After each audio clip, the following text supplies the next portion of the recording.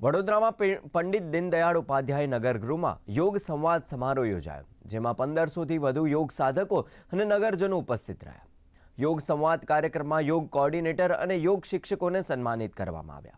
યોગ બોર્ડના અધ્યક્ષ શિષપાલજીએ સ્વસ્થ અને તંદુરસ્ત રહેવા માટે યોગિક ક્રિયાઓ કરાવી હતી અને યોગ સાધકો સાથે યોગ સંવાદ પણ કર્યો હતો.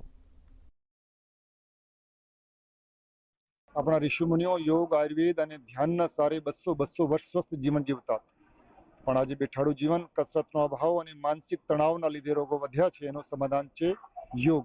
अपना देशना वडाप्रधान माननीय नरेंद्रभाई मोदीजीना लीधे 21 जून आंतरराष्ट्रीय योग दिवस आखी दुनिया में उजवाय छे। आपणा सौ माटे गर्व और गौरवनी वात छे। अमे अत्यार सुधी 1.5 लाख योग ट्रेनरो तैयार कर्या छे। अमारा 5000 योग वर्गो चाले छे।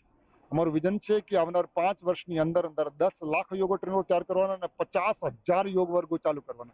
दरेक गामडे गामडे दरेक सोसायटी योग वर्गो चालू करवाना।